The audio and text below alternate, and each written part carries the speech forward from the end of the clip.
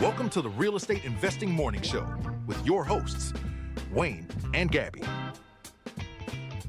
Hey, good morning. Good morning, real estate investors, and welcome to the Canadian Real Estate Investing Morning Show.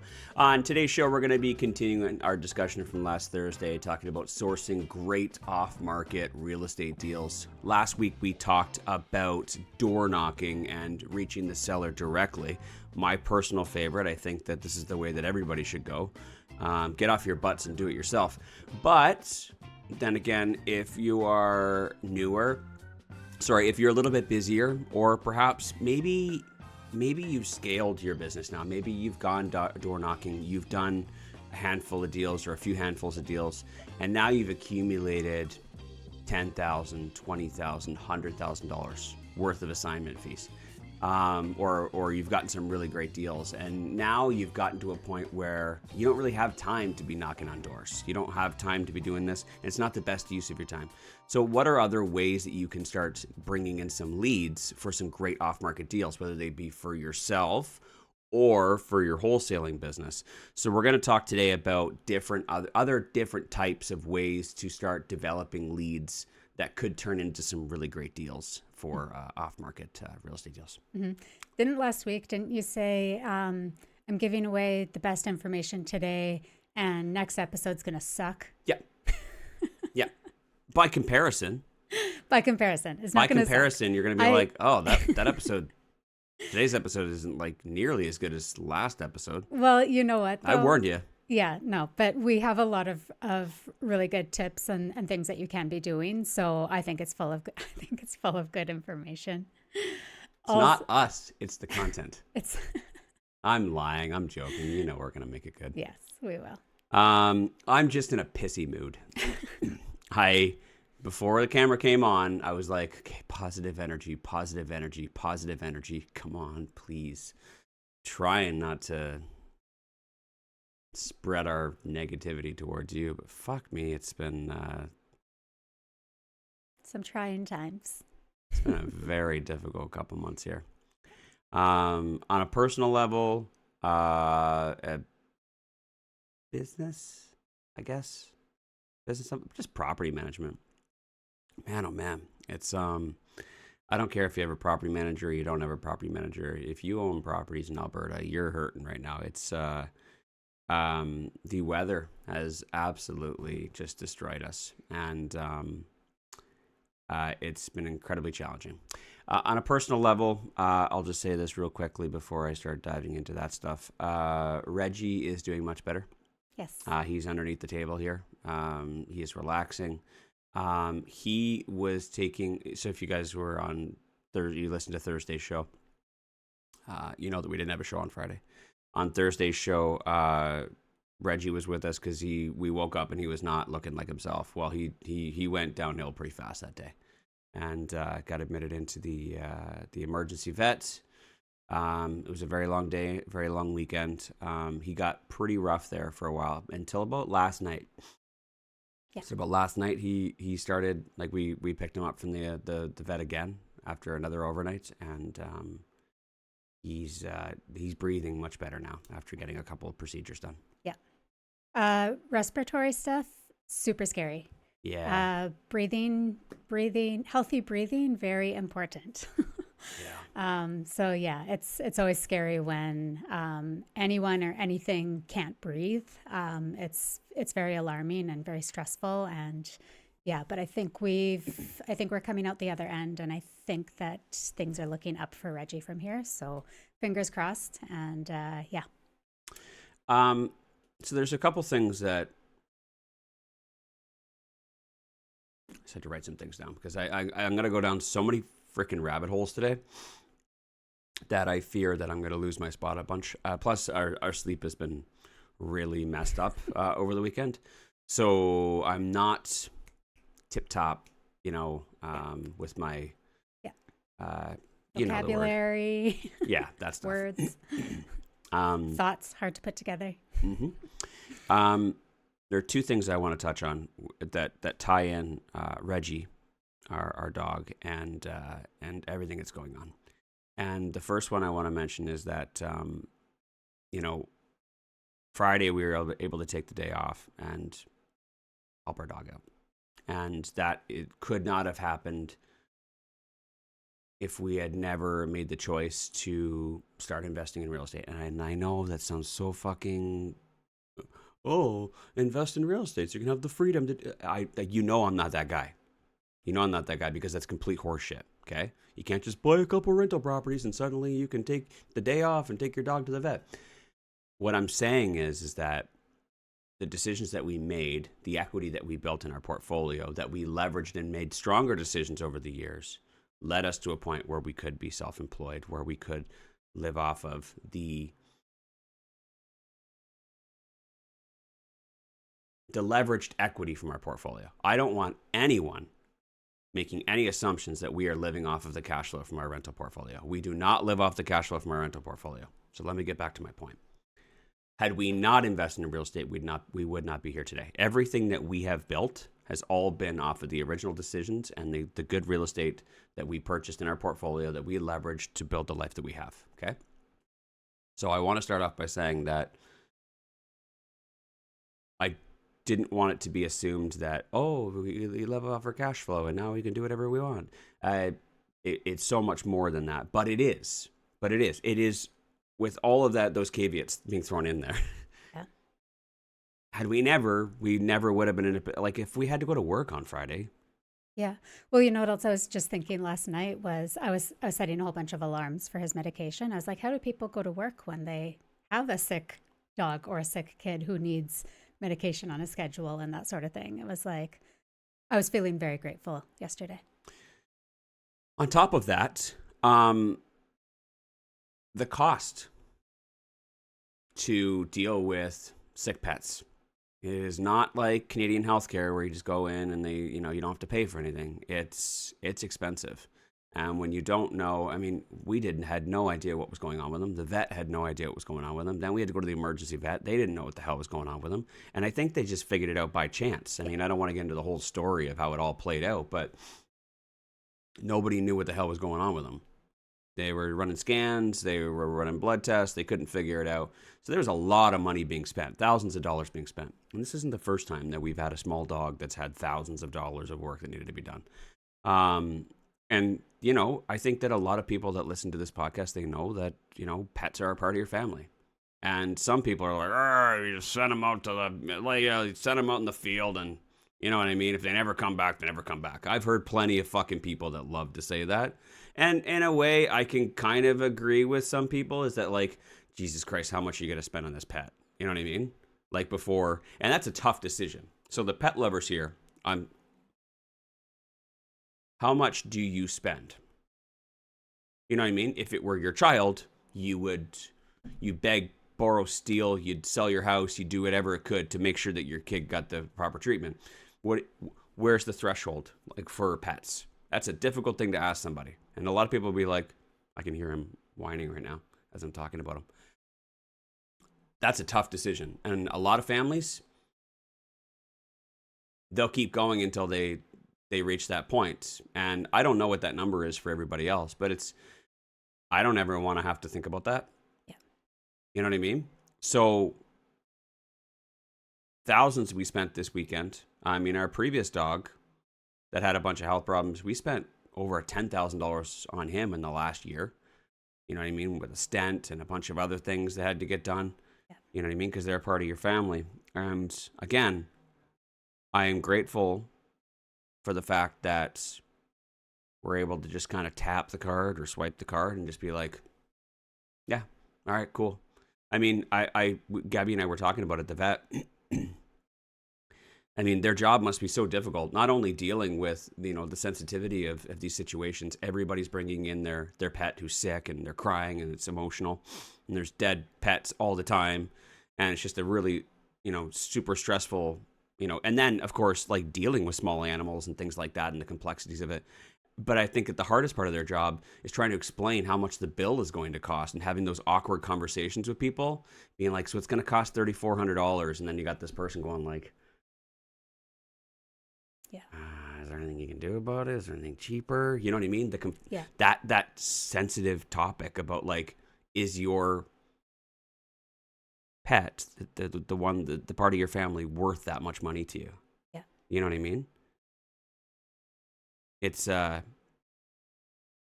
difficult, but I'm grateful that we don't have to worry about that. I just tapped, and I was, it must have been like we kind of made jokes about it, but it was like, you know, and in a weird way, but it was like that must have been so easy to deal with us because they're like, okay, we're gonna do this. We're like, yep, Yeah. okay, and we're thinking about doing this. I know it's gonna cost a little. We're like, yep. It must have been so easy, like for them to finally get someone that's just like, oh yeah, sure, yeah, go for it. Do whatever you got to do. Do whatever you got to do. Yeah. Like literally. It's like whatever you recommend, do it. Now, I don't know how much is going to be covered, and we're going to have to do a little bit more research into this, but I feel pretty confident because I did a ton of research on insurance for pets after our first dog went through all that stuff. And I'm like, never again am I going to be paying this much money again. Because I remember looking at insurance early on, and it was like, I don't know. I don't understand it, so I'm not going to do it. Right? I'm from the country. I was like, what's pet insurance? Like, Yeah. What do you mean? You pay what? And so we did a ton of research into it years ago. And we said, I said this, if we're ever going to get dogs again, we're getting fucking insurance. Okay? And I can't remember how much it works out to be. Is it like 40 or 50 bucks a month, something like that? Yeah. Right? And my logic behind it was that like I spent over $10,000 plus all the other, you know, doctor vet visits that our dog went to throughout his life that I never even accounted for. Mm-hmm. But if I'm going to spend, say, $600 a year and the dog lives, let's say 10 years, small dog, that's $6,000. They live a little bit longer. Let's say it's they live 15 years, it's $9,000. Right? Is my math right on that? I don't know. $9,000, right? You know that every dog is going to have, or every cat, or whatever your pet is going to have something. It's going to have, you know, diabetes. It's going to need cataracts. It's going to have, you know, heart problems. It's going to get cancer. It's going to have liver issues. Our dog has an abscess behind his eye or something like that, which is retrobulbar abscess. What's that? A retrobulbar abscess. Which is putting pressure on his respiratory system so he can't breathe. Mm-hmm. There you go. Like, what the fuck? Like, who even, you know what I mean? Yeah. Most people who live on a farm would just kind of let their dog kind of wheeze until they eventually didn't move anymore.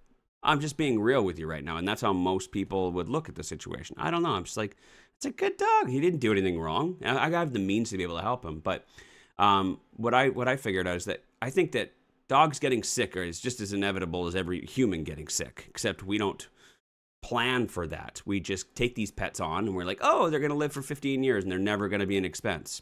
No, you must know that if you're going to buy a pet, a dog in this case, they're going to get sick and you're going to be in this awkward, you know, situation where you're going to have to determine whether they're worth it or not. So why not just pay for the fucking insurance? And if you can't afford $50 a month or $9,000 over 15 years, don't buy a fucking dog.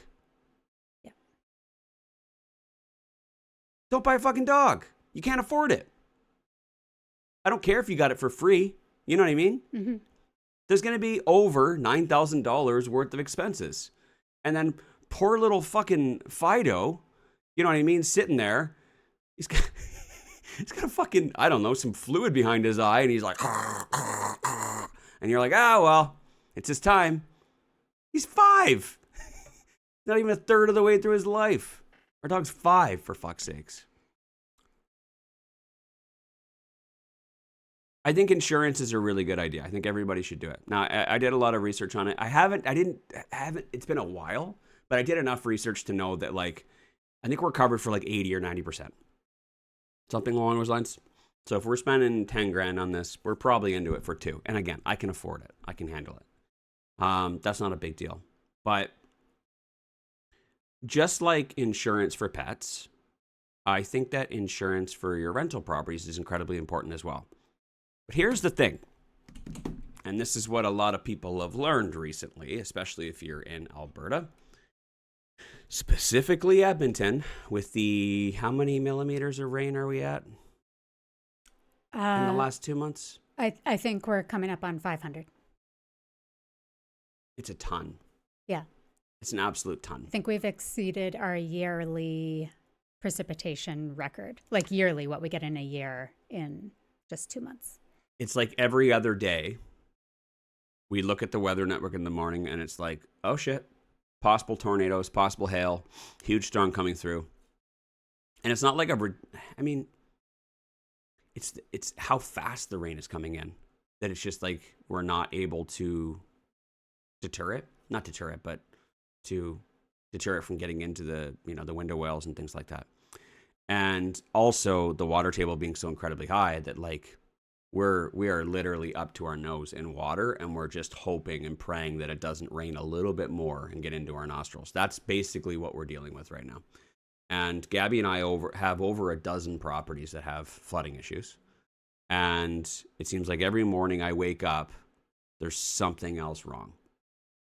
I've never had so many, I don't want to say disasters, but like, normally I say fires that I need to put out, you know what I mean? Like I'm dealing with a fire, I need to extinguish it.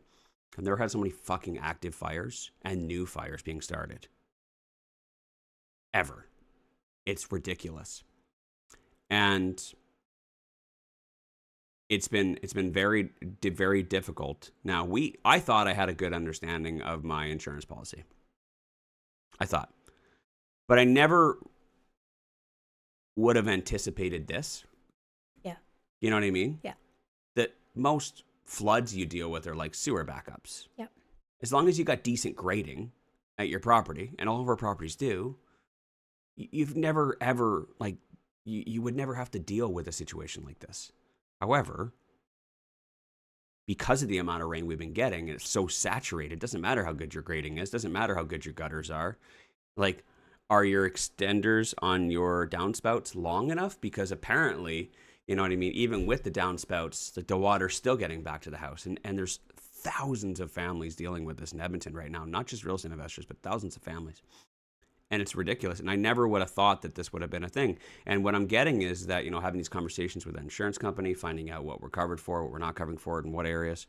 But I'm getting so many people reaching out to the podcast saying, hey, let's talk about insurance because I don't know what the fuck to do. Or, hey, my insurance company said this. Or, hey, can you help me with this?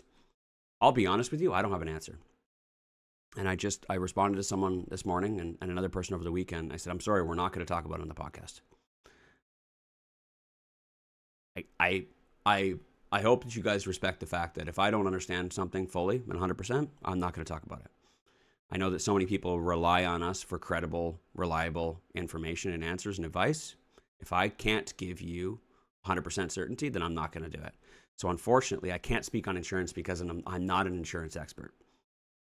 I know enough about insurance. I know more about insurance than probably most of you, but I'm not qualified to give that advice, and I don't have anyone qualified to give that advice, because the only people that I think that are qualified would be benefiting from this. Now, there are some insurance brokers out there that broker for insurance providers and homeowners and investors, but I haven't, honestly, and I've said this before, I don't know anyone that I trust enough. And I am very, very, very particular about who I endorse. And I haven't developed a relationship with anyone that I truly trust. Doesn't mean that I don't trust our insurance broker. I just don't know him. I don't know. And just because a lot of people use him doesn't mean that I trust him, right? And again, I hope that you guys respect that. The level of scrutiny that people go through in order for me to endorse them or for me to say nice things about them. So I just don't do it. But I'm not going to talk about insurance on the podcast because pet policies is one thing. Home insurance, property insurance is so incredibly complicated. Yeah. Here's my opinion on insurance, and then we're going to talk about sourcing off-market deals. I think home insurance and property insurance is rigged.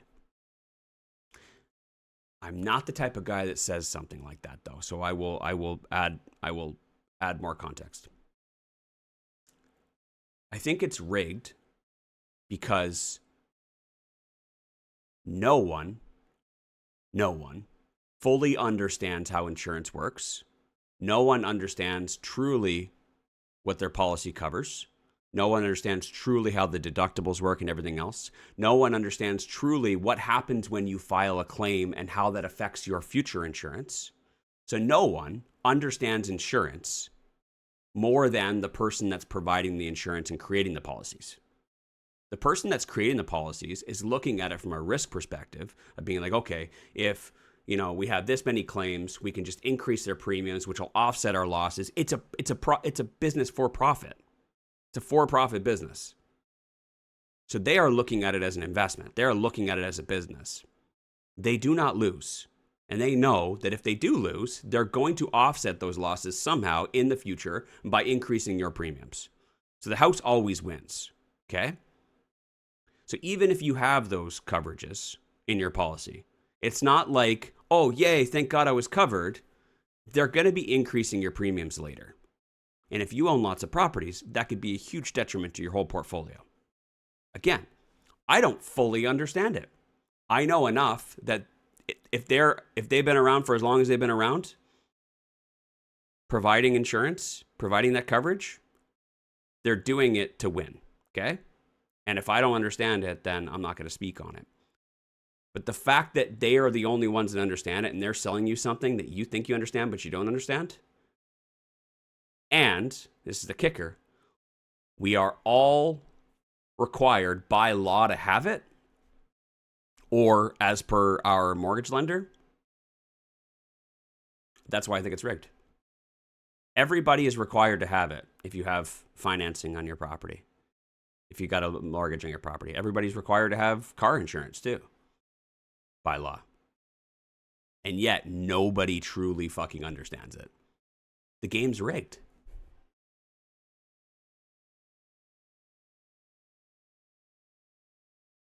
And in situations like this, where there's forest fires all over the fucking country, and, we're literally up to our nose in water, and every other day there's another flood, another flood, another flood, if you own lots of properties like we do, it's very frustrating. It's very frustrating. And over the next, I need to keep my nostrils above the water for a few more weeks until this fucking ends, because I need to catch my breath. But once I catch my breath, I'm going to be doing a thorough reanalysis of my policies, and I'm going to be shaving a fuck ton off, because I am no longer going to pay for things that I do not need. I think it's going to dramatically help us with our cash flow. And I think it's also, there's an opportunity to learn here, guys. I'm not going to be teaching so much of this on the podcast. This is going to be exclusively for our students. But the more that I learn about it, what I'm going to do is I'm going to tie all of this into all of the systems that we have in our real estate investing business. I'm going to tie all this into what we teach about not spending your cash flow and keeping it all in the reserve, and having those reserve funds there, not just for furnaces and roofs and windows and furnace filters or dishwasher repairs, but also for potential repairs in the event that there was something catastrophic that happened, like a flood or whatever, or you needed a very, very large deductible for a fire, right? Because I think that the likelihood of these things happening are so incredibly low. I don't know why we're paying hundreds of dollars extra every month for coverage that we're never even going to use in the first place. Yeah. It's fucking ridiculous. And if you look at those savings that you could be taking, $200, $100 worth of savings every month, and take that over the span of a 20-year period and see how much you would be saving compared to how much you actually would have used or how you actually would have claimed, I think that it makes more sense just to have your own forced savings plan instead and create your own insurance policy, as opposed to relying on another insurance policy that you don't even fucking understand. That is my position on insurance. As for what to do with your flooded basement and the window wells overflowing and things like that, and the condo board's not covering what they're supposed to be covering and those types of things, you're going to have to do your own research, right? Just like I'm going to be doing my own research and reevaluating everything, you're going to have to do the same thing for yourself, okay? In your own situation, whatever your own comfort level is. But as far as real estate investing goes, stay tuned here and we'll help you. What I want to do is I want to help you build out the right business so that things like this don't wipe you out. That floods in the basement, that potential fires, that,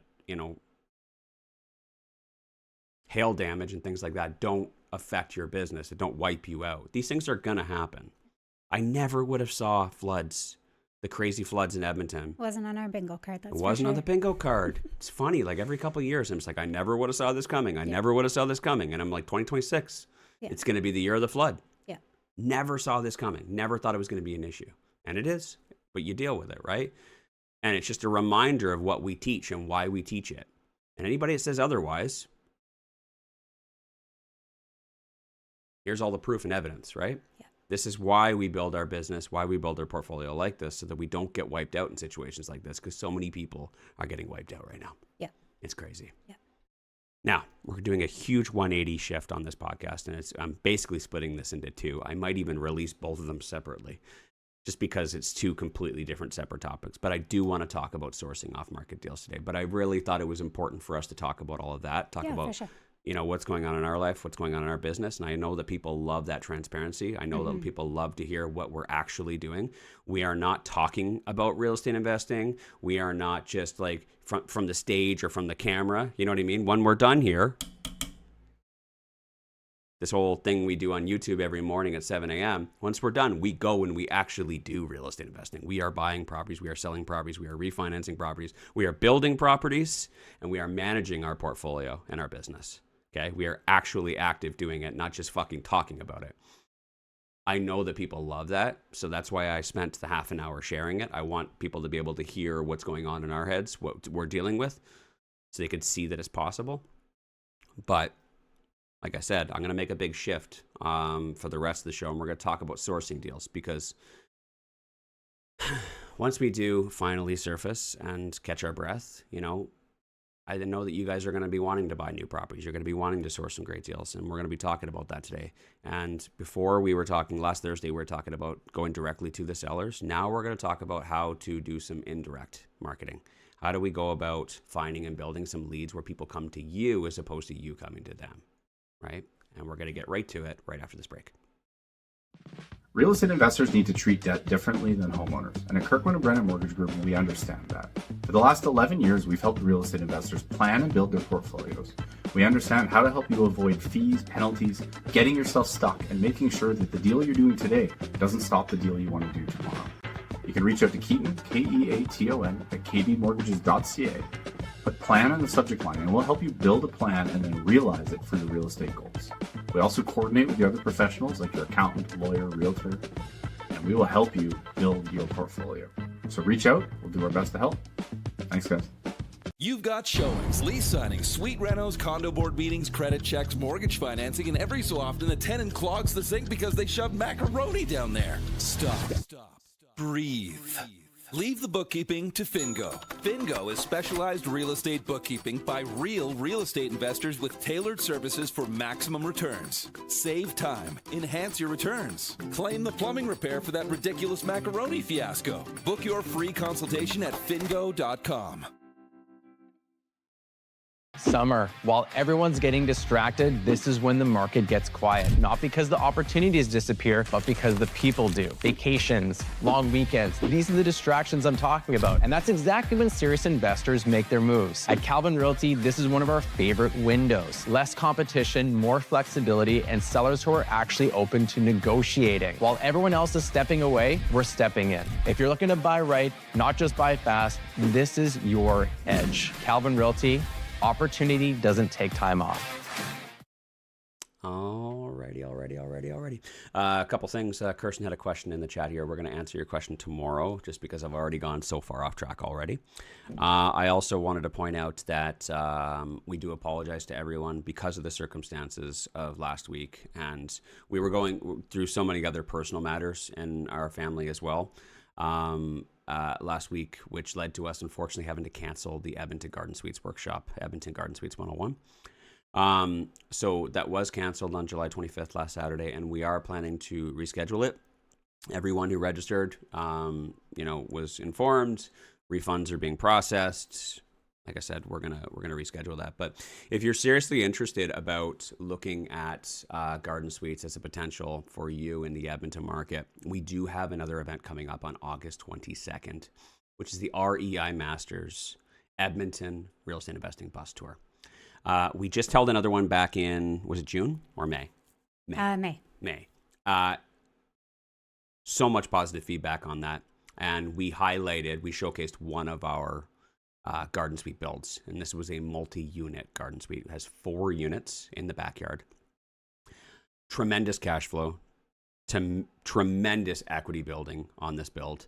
And we want to teach you guys how to do that too. So if you are interested in seeing that, come on out to the Edmonton Real Estate Investing Bus Tour on August 22nd.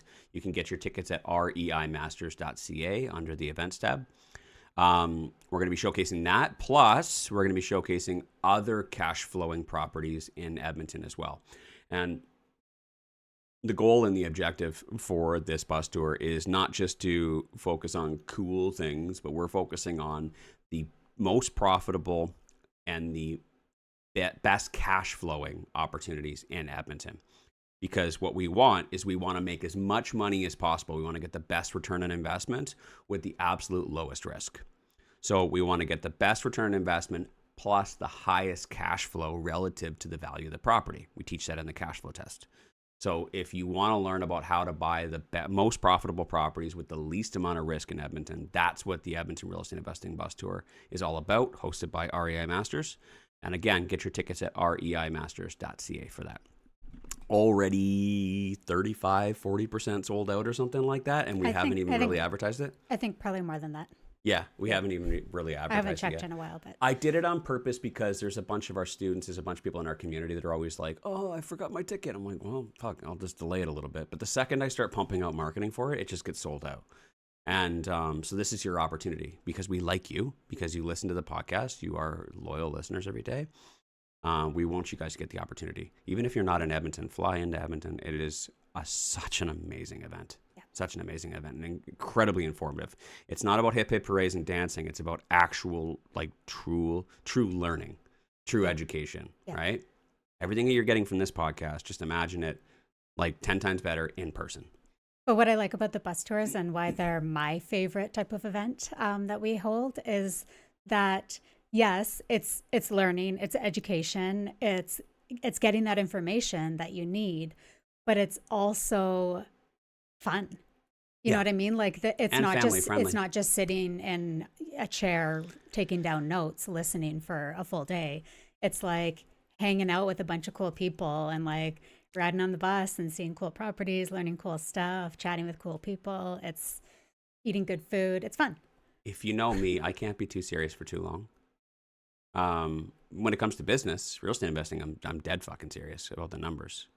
But I can't stay too serious for too long. So within an hour or two, I'm goofing off and I'm like making sure the kids are having a good time and stuff like that. So I want it to be fun. I want it to be memorable, right? But I also want it first and foremost to be educational. And I want you guys to get what you paid for. If you're going to pay for something, if you're going to pay money for something, I want to make sure that the transaction is complete and you get what you paid for. You leave with value, right? And not just some fucking pitch into our big expensive mentorship program. That's not my intentions. My intentions are to make sure that if you pay for something, you get what you paid for. If you want to learn how to find good cash flowing properties that are highly profitable in Edmonton, you want to see them. You want to see real deals that are actually being done by myself. And I already have confirmed one of our students is going to be hosting one of his new properties as well, which I'm going to keep secret for now. He's got an amazing cash flowing property in Edmonton that's going to be hosted on the tour. If you want to see these properties, you got to be there, right? So anyways, let's talk about sourcing off market deals. Okay. Now, I'm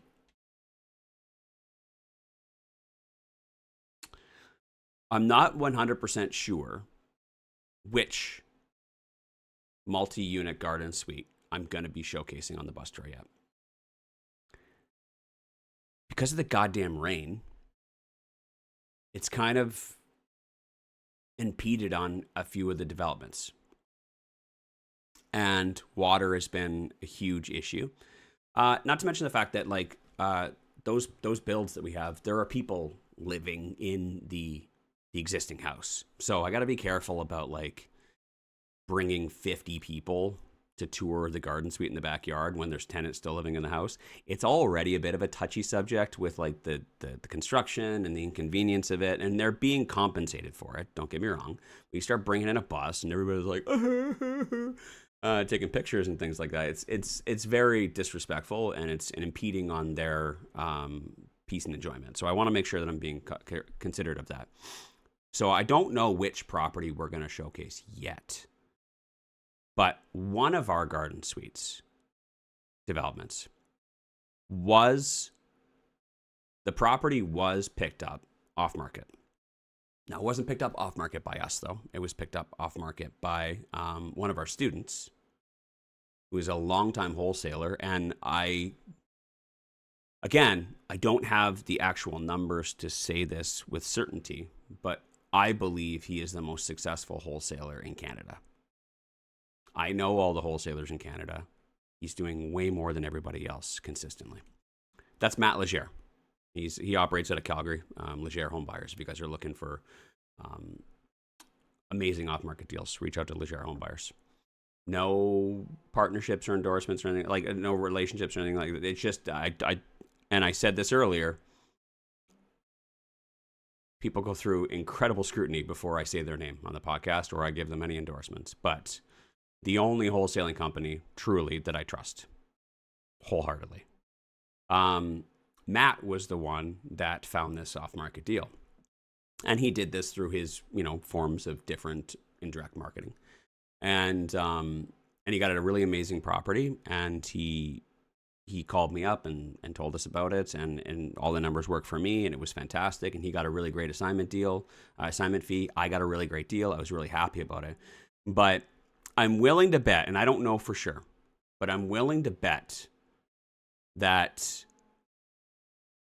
and I should confirm with him, I should ask him exactly how he sourced this deal, how he developed this lead.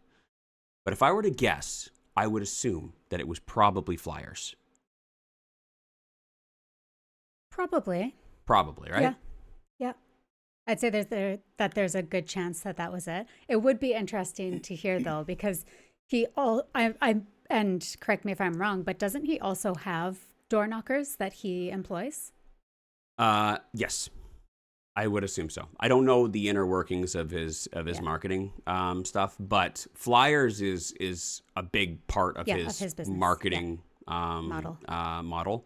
And basically, what wholesalers will do, or what anyone can do for that matter, is you can develop a flyer, and it could be a one-pager, or it could be a folding piece of paper or whatever, and dropped off in the mailbox.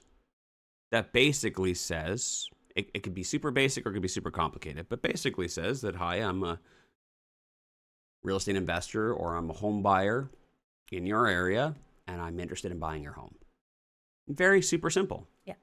Very super simple. It doesn't need to be anything more than that. All you need to do is just have a phone number on it, right? And there's lots of different ways that you can, build out a flyer of what type of message, what type of way you're trying to get their attention. Whether you tell them that you're a home buyer, or whether you tell them that you're a real estate investor, whether you tell them that you are part of a large group of investors that purchases properties. I've seen them all, you know what I mean? Yeah. And sometimes some of them are, bending the truth a little bit, but sometimes, they're a little bit more real and authentic. But ultimately, a flyer is a really great way to get someone's attention. Just, it's as simple as just dropping them off in a mailbox, or as simple as having them mailed through, say, Canada Post, right? It gets people's attention, and then ultimately what you want them to do is you want them to call the phone number on that flyer, right? Yeah. Yeah, and those were two separate things that you just mentioned, because you mentioned flyering, but then also direct mail. Yeah, and you could mail flyers. Yeah, is what I'm saying. Yeah, right? Yeah, for sure. Yeah, and these really are, I think, in essence, trying to hit a larger number of people than you could.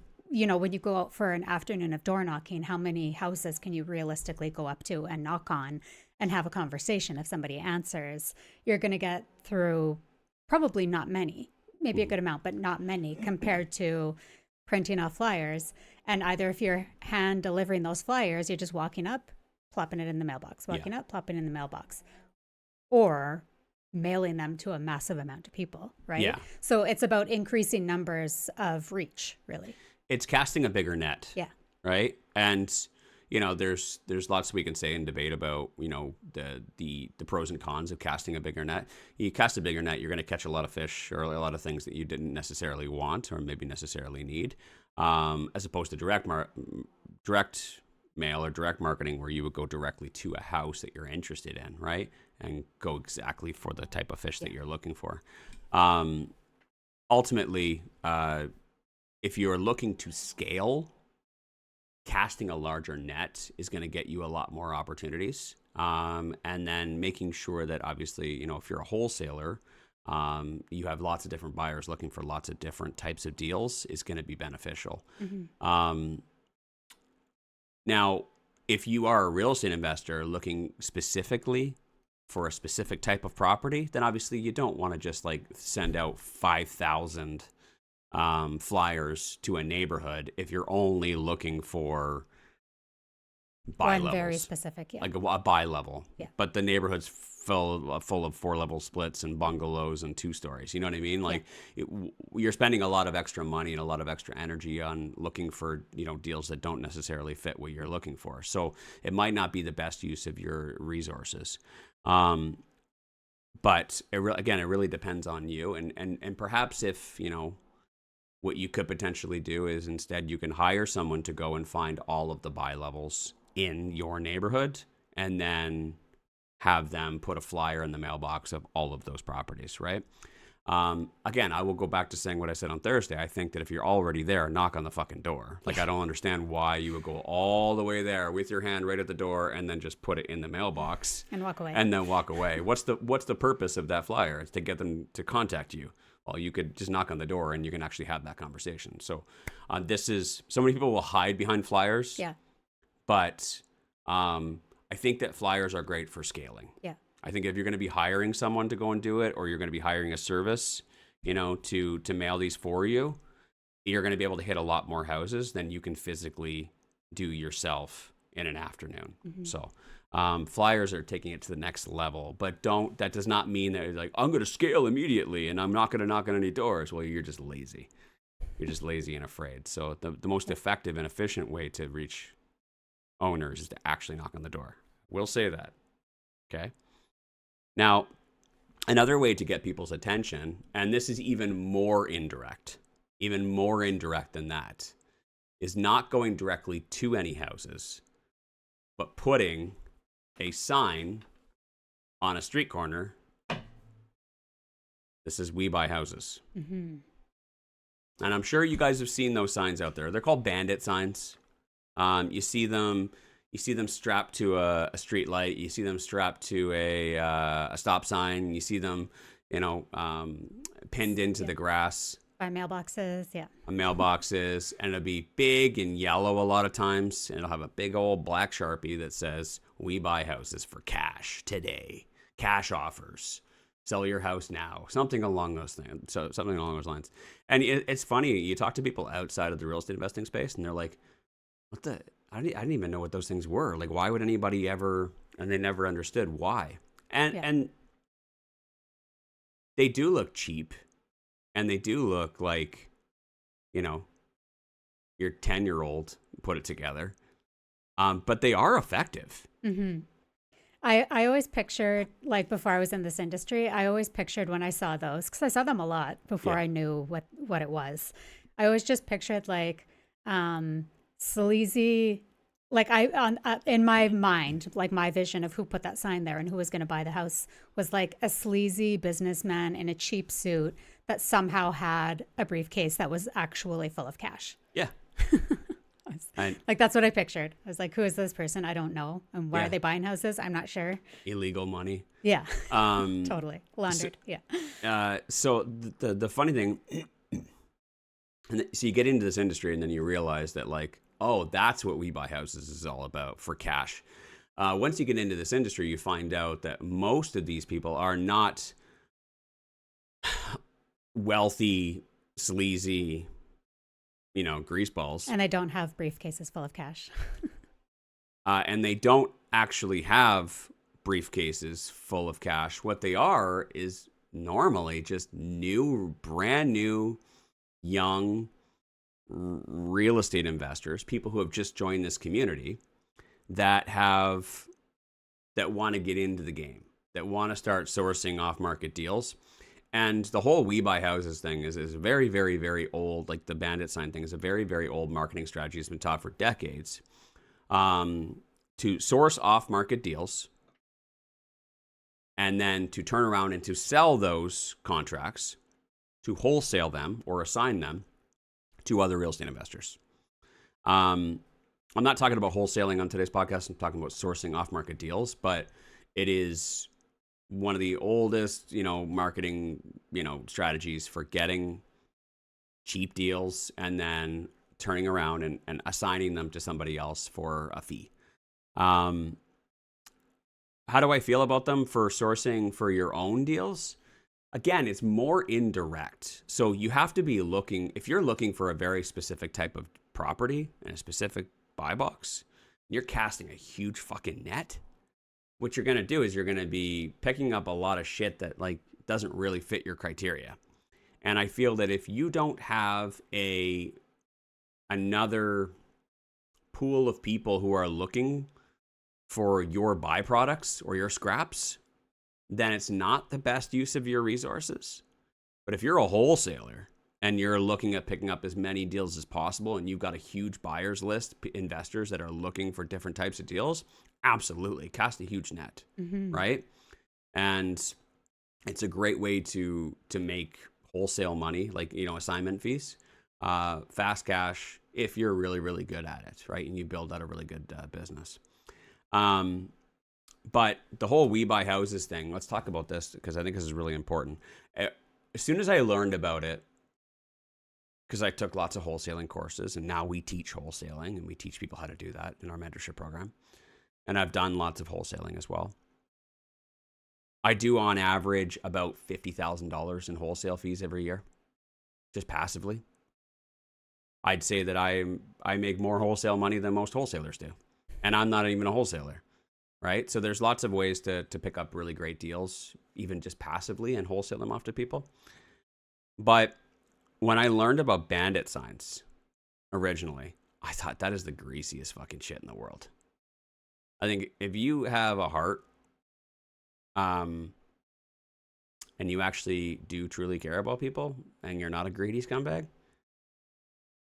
the whole idea of a bandit sign is that you are attracting a certain type of person in a certain type of situation.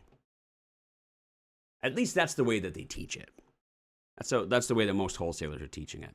What they're trying to do is they say, because you look at these signs and they're like, what the fuck? There gotta be a yellow sign. We buy houses. And then just a phone number. I'm like, you think to yourself, and Gabby's thinking, as well before she got in this industry, who the fuck calls this? Yeah. Who in the fuck is so incredibly desperate To sell their house, yeah. Who is so fucking desperate that they have to call the cheap sign on the stop at the stoplight? You know what I mean? How desperate do you need to be that you've exhausted all other options that you got to call the greasy fucking guy with the bag of cash, knowing full well you're going to be taken advantage of, right? That's kind of sort of what they're teaching you to look for. Desperation. They're teaching you to look for people that are desperate, that have exhausted all other options to call your shitty sign. Because the more polished your sign looks, the less likely someone's going to call, because they're like, oh, they would never give me a good offer. Yeah. Well, and you think, why on earth would somebody call this yellow, written by a kid, We Buy Houses sign, when they could just call a realtor, Yeah. right?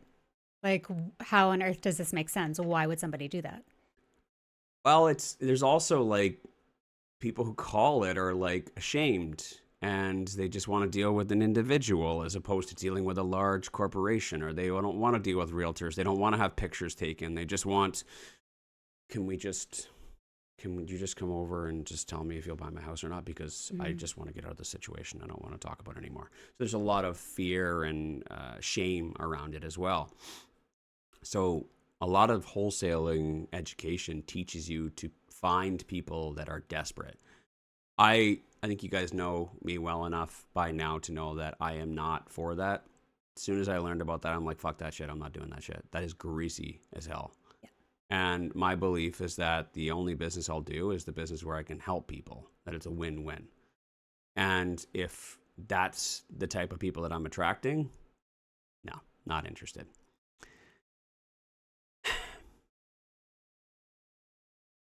That's how it's taught. That's how most people operate it. That's not everybody, though. And what I did a long time ago is I stopped using the term desperate sellers. If you ever see anyone use the term desperate sellers, instantly, you just automatically know what type of person they are. Yeah, you know who you're dealing with. Right? I prefer to use the term motivated sellers. I'm not changing the word to make myself feel better about the situation. I changed the word because I don't look for desperate sellers. I mean, if someone's desperate, I can help them. But I'm looking for more motivated sellers in most situations. And when I say motivated, I mean that they are motivated by something. I'm not looking to take advantage of people who are in the worst situation of their life. I'm looking to find an opportunity where someone is motivated by something, motivated by having, to move because of their job, having to move because some personal reasons. Perhaps they're motivated because of divorce or something along those lines, right? And I'm hoping that I can figure out what their motivations are, what their problems are, what their issues are, and provide them a solution with my creativity to create a win-win. That's the types of deals that I like to do. I like to figure out what the motivations are. I like to solve whatever that problem is for them.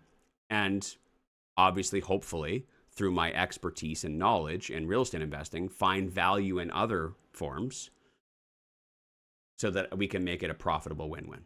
They can get what they need. I can get what I want in order to take their problem off their hands. Yeah.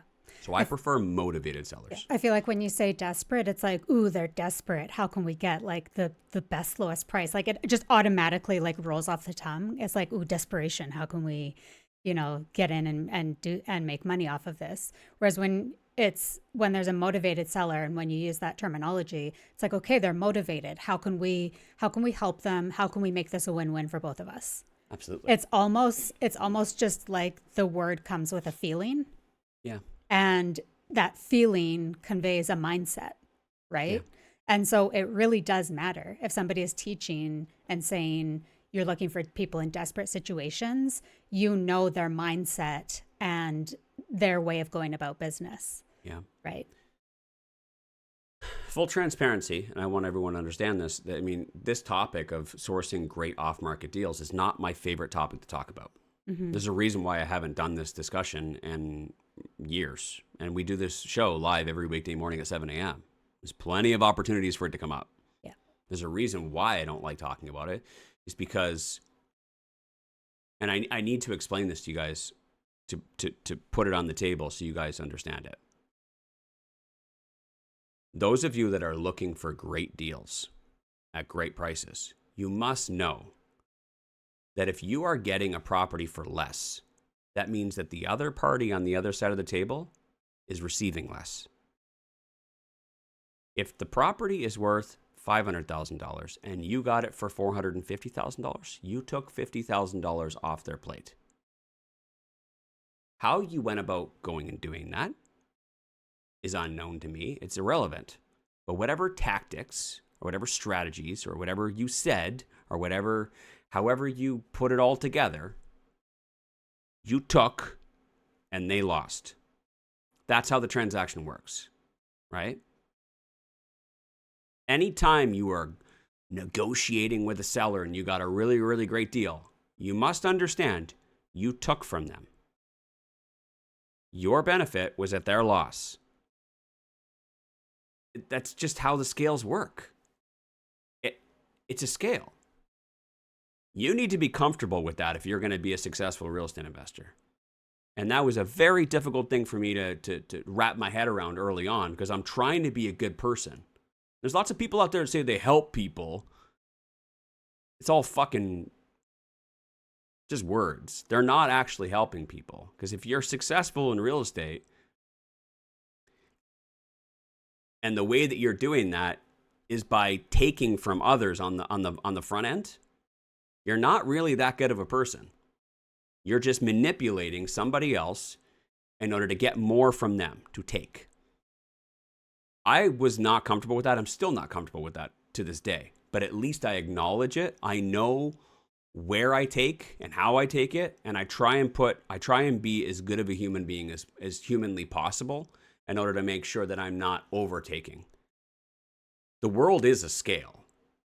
Everybody has something, and if you want more, then somebody is going to get less. The world is a fucking scale, okay? You need to be comfortable with that if you're going to be successful. What I try to do as much as possible is make sure that I find value in other ways that perhaps the other party didn't know that they had, right? For example, if I know that there's tremendous upside potential on this property, if I can give them the price that they wanted, but I could benefit from the upside potential, the value, the hidden value that they weren't aware of, then I think that that's fair. If I were a perfect human being, I would tell them, hey, I don't think you should sell your property. I think you should build a 4-unit garden suite in the backyard. I could. But even if I did, would they? Right? So what I've done is I've developed new skills, new knowledge, new understanding so that I can find value where other people don't see it and benefit from that. So that I can still give the party on the other side of the table everything that they need in order to move on with their life without me making it worse than what it already was. Okay?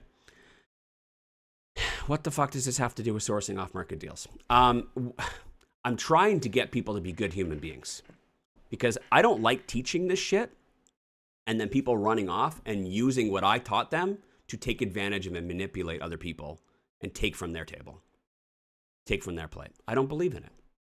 So I don't like talking about this stuff. What I want you to do is I want you to get better educated on the market and learning true value and finding value and opportunities that other people don't see. Your ability to do that will help balance the scales more. That's how I win. Most of the deals that we've bought in the last 24 months have been full price, with the exception of a few because there was various different things that were wrong with the property, but I knew how to fix it, and I knew that I could do it for cheaper than they would, so I got more value out of that. But I would say 95% of the properties I bought over the last 2 years have all been full market value, and yet I've realized more value because I knew the value that they didn't see.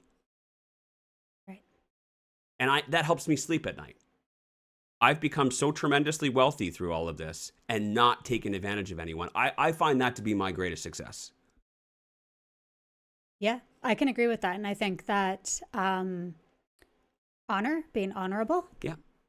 And having integrity. Integrity, good conscience. You know what I mean? Like all of these things matter. If all of a sudden one day you wake up and you're like, wow, I made so much money stepping over everybody I came into contact with and being a shitty person, you probably also don't have a good circle of people around you by that point. You've lost people in your life and you realize that you're very lonely. Yeah. Right? But if you can conduct yourself with a good conscience and know that you're doing what's right and what's good, and that you also manage to make money and create wealth and a better life for you and for those around you, you're probably abundant in other areas of your life too, right? You know, a term we haven't used in a very long time. D-bad. D-bad. Is Kirsten still here? Yeah. Don't be a dick. Yeah. Don't be a dick.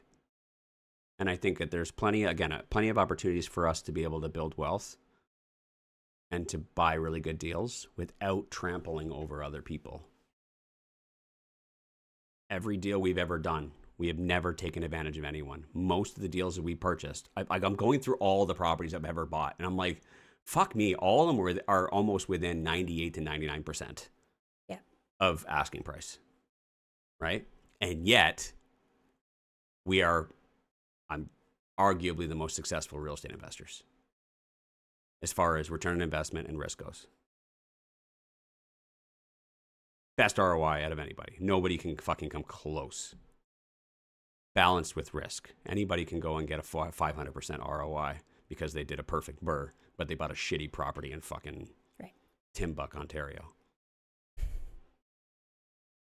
There is one other marketing strategy that I wanted to add as well, but it kind of fits into like the bandit signs as well. And again, at scale, if you're looking to cast a huge net to get opportunities to see as many properties as possible, the other one that you might want to look into is building a website. Just understand that building a website is a little bit more costly than the others because you're going to have to obviously pay to build a website. Now, education is probably for this has changed quite a bit over the last few years because you can have AI build you a website in minutes. I'm pretty sure that somebody could have started building a website on Claude, co-work here at the beginning of this episode, and it would have been done and probably got a lead by now. But, even just a year ago, just building a website and trying to understand SEO and trying to understand Google AdWords and all those other things would have just been so incredibly difficult for people. But the way that technology is today, I mean, it's incredibly easy to do. But that obviously the simplicity of it and the ease of it doesn't mean that it's not coming. Let me put this in better words. The ease of that also means that you have more competition now. You might have had a competitive edge if you were to pay $5,000 to have someone build it out properly for you a year ago. But now that everybody can do it, now you have 50 to 100 more competitors in your market because Claude Cowork can do it in a morning. So just do keep in mind that your competition, you do need to stay ahead of the curve at all times in order to be competitive in your market as far as marketing goes and developing leads. Your competitors, it's so much easier for them now too, just as much as it's easier for you. Websites, they do cast a huge net. You're going to get a bunch of different people reaching out to you with a bunch of different properties, and the properties might not even be in the city that you're looking for, even though you're only looking in one particular market. So just do keep in mind, you're going to get a ton of different leads. You're going to have to sift through them, and you want to make sure that if you're looking for a very specific type of property, it's not the best use of your time and resources. However, if you're a wholesaler and you're trying to cast a huge net and you've got a huge buyers list of different types of investors and buyers that are looking for different types of deals, then yes, that huge net is going to provide you a ton of opportunities to get a ton of different leads that you can close on, that you can turn around and assign or wholesale to other real estate investors and make bank, right? Yeah. But the underlying message for today's episode is to not be a dick, not take advantage of people. The last thing I want to do, the second last thing I want to do, first thing I don't want to do is take advantage of people. The second last thing I want to do is teach people how to take advantage of people. Okay? I will not use this as a topic to get more clicks and more interest in our podcast to build up our influence. Oh my gosh, they're so smart. They told me how to build a website and SEO, and I used Cowork today, and I was able to maximize, and I got a lead. I don't want to be that guy that teaches you how to do that to benefit from you on taking advantage of other people. So what's more important, I think, today is that if you're going to be sourcing off-market deals, great off-market deals, focus on helping and not stealing, okay? Focus on helping people out of these terrible situations and not taking advantage of those situations to make more money. Okay? It's really important. I hope that we don't raise real estate investors. We're not your parents. But I hope that my goal is that we train more real estate investors to be more thoughtful like that and be more considerate. And maybe, just maybe, real estate investors will